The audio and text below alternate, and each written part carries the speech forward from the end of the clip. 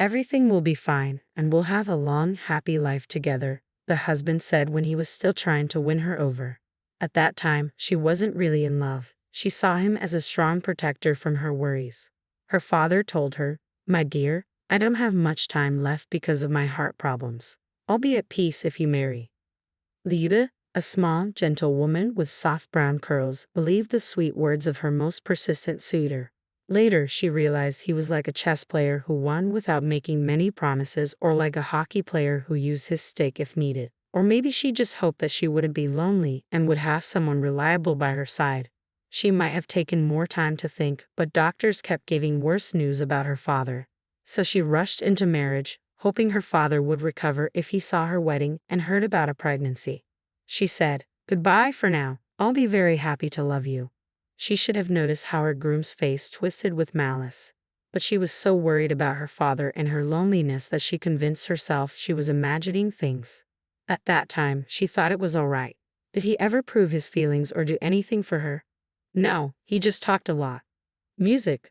In her anger, Lyuda said, "I, as someone who loves you, feel that I am needed by you and our future children.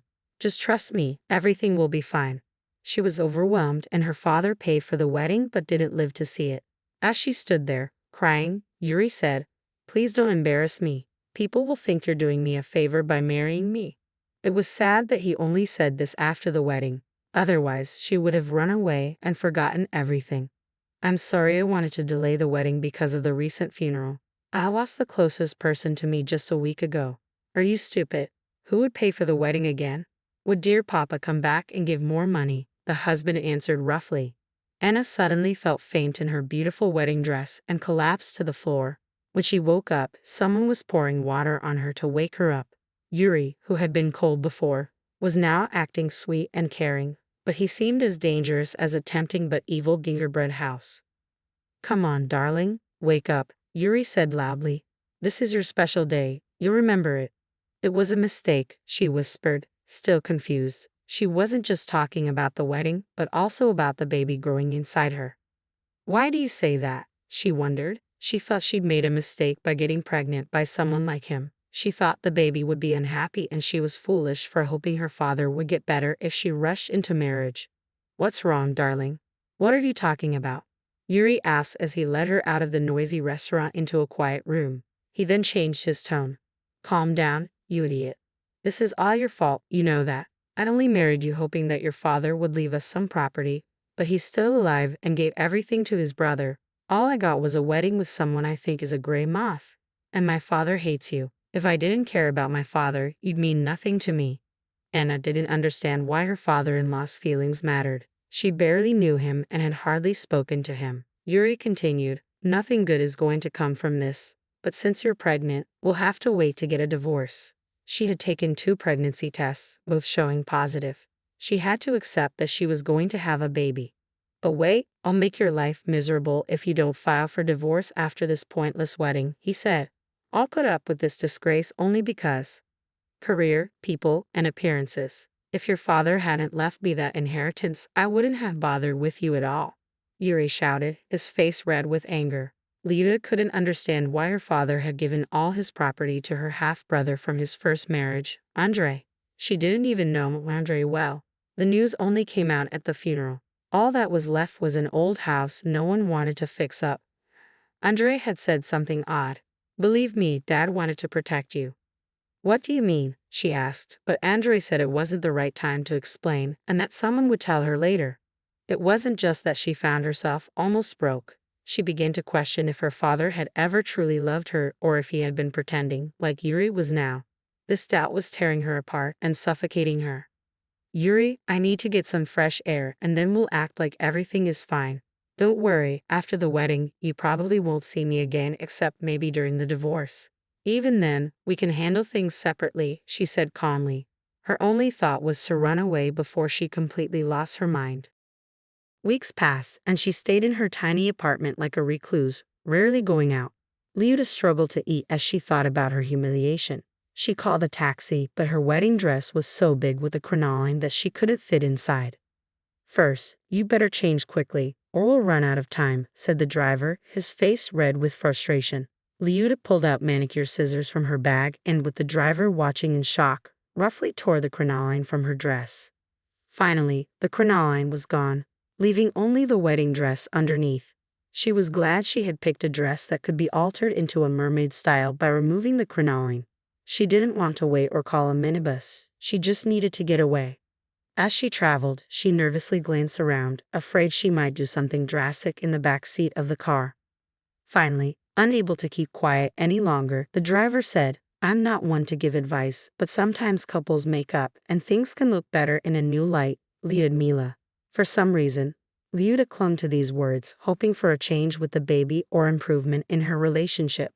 She waited, hoping for a call that might give her a brief sense of being needed or at least postpone making any decisions. She felt like she was a target, wounded and alone, needing time to heal. But nothing changed. An elderly man in an expensive suit came to deliver her divorce papers. "But he knows I'm pregnant and can't divorce me," she said. "What can I do? The more people like this argue, the more money I make. If everyone behaved decently, we'd be out of work. Sorry for being blunt, but I'm out of money and energy. I'm overwhelmed," she complained, though she knew he didn't care. The bald man just shrugged and said, "I'm not here to play therapist for the poor. Call a free help hotline if you need one." He waited for her signature and warned her not to delay or upset his client. "Yuri Arkadyevic told me everything. He knows about your life. Don't try to blame him. If you know who your real father is, handle it with him. Women these days are impossible. There's no room for sympathy," the man added. Liuta realized her husband had spoken badly about her, and she couldn't find the words to defend herself. What was the point of trying to prove anything to this cold, money-focused person? A week later, she prepared to follow the divorce summons. She decided not to spend money on a taxi since she didn't have the strength to work and had quit her job. Her savings were nearly gone, and she didn't want to call her half-brother, fearing another harsh lecture. After 2 subway transfers and a minibus ride, she walked quietly to face another humiliation, trying to keep her mind blank but unable to stop the tears. Suddenly, Liuta started to gasp for air and had to sit down on a bench. She had arrived early for her next challenge, and her usual habit of being overly punctual, along with the stress of recent events and her pregnancy, probably contributed to this. A hand touched hers, and she heard someone say, "Get away from that scoundrel quickly. When you get home, open the mirrored wardrobe and look behind the double wall. You'll be grateful for this day." "How do you know about the divorce?" Liuta wondered, suddenly recalling every word. She looked up and saw a gypsy sitting in front of her. Weary, she said, "I understand. You saw the sad woman near the divorce place. I don't have any gold or cash. Don't expect it and don't believe in any fairy tales, Ludachka. I'm not asking for anything," the gypsy said seriously. Her face seemed familiar, but Liuta couldn't remember where she had seen her before. "Please just leave me alone?" Liuta asked, feeling overwhelmed and not wanting to deal with anything else. It was unclear how the gypsy knew her name, but maybe she had seen the documents in Liuta's bag while she was asleep. "Don't forget about the mirrored wardrobe and the divorce," the gypsy added. "We'll meet again, and things will be much better for you," she promised before disappearing. Liuta felt a flicker of hope about the mirrored wardrobe. She checked her bag and was relieved to find nothing missing. When she arrived at court, Yuri was there, but the crowd had vanished and her sadness over her father felt even heavier. The proceedings went smoothly, with nothing to divide. Yuri only wanted the ring he had given her back, which she handed over immediately. "Good luck," she said to him as they parted ways. "Who needs you?" "You're a nuisance," she added, using her grandmother's favorite phrase. It was sad that her grandmother had drowned with her mother on that steamboat. So many losses in the past 3 years. She even wondered if her father had left everything to Andrei because he had lost his mind under the strain. This thought made her feel a bit better, and she even managed to smile. Yuri recoiled in anger and stormed out. Liuta realized, regardless of whether the gypsy's words about the wardrobe were true or not, she was already grateful to be rid of this insensitive man. She took a taxi to celebrate her small victory, glad that the gypsy hadn't stolen anything and hadn't caused her any more distress. When Liuta got home, she examined the old oak mirror with its intricate carvings and found a screwdriver. She used it to remove the screws hiding the back wall of the mirror. Behind it, she discovered a key and a note in her father's handwriting. Liuta opened the blue old suitcase that Mom left behind from her last trip. Andre will tell you the rest. He's your friend, and your half-brother adores you. Liuta was shocked but had stopped being surprised by anything. She unlocked the suitcase and inside was a huge amount of cash, so much that she couldn't even count it, probably several tens of millions. Along with the money was Andrei's phone number, and she remembered that he had never given her his number before, though she wasn't sure she had asked for it. The note continued, "I'm glad I made an impression on you. My acting studies weren't in vain. Let's meet at the cafe near your house. I'll explain everything. Your half-brother seems to be waiting for you." When Liuta asked about the call, she was surprised that Andrei admitted he was the gypsy. The gray eyes and sharp nose matched. "I've been waiting for your call," Andrei said. "Okay," she said, remembering. When she got home, she took another pregnancy test. Even though previous tests had shown positive, life can be unpredictable. This time, the test was negative. Whether or not the gypsy was really Andrei, the test gave her hope that she might not have to have a baby with someone like Yuri. While she never would have considered ending the pregnancy, she was relieved that she might not be expecting after all. She waited a few months as Andrei had asked, acting like nothing had happened. She didn't talk about her new wealth and didn't expect visitors. An ultrasound confirmed she wasn't pregnant. Andrei explained that Yuri's father had been her father's enemy and had ordered his son to marry her, take her property, and make sure they had no children. Her father had done nothing wrong except be jealous and blame others for his failures.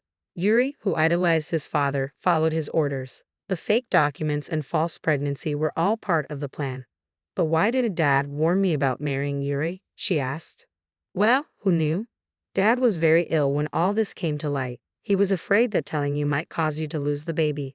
It was his grandchild too. So he sold everything and left you the suitcase and note," Andrei explained. "Now you're safe. Yuri and his father have fled abroad to escape the debt they hadn't repaid and are facing legal trouble." "I thought you were a wicked stepbrother, glad I was left with nothing," Liuta said with a smile. "Why did you pretend to be a gypsy?" "It was to help you and let you know about the money secretly. If Yuri had seen us together, it might have raised suspicions. He was watching you," Andrei said. "I studied acting, and by the way, I'm happy to share the success with you. I know my father didn't part on good terms with your mother, but he supported us both. There was no cheating involved, and we stayed friends.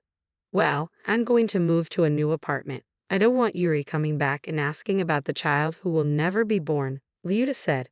"Good idea. You always wanted to be an architect and move to the northern capital, right?" Andrei asked. "Yes, you know everything, just like a gypsy," Liuta teased.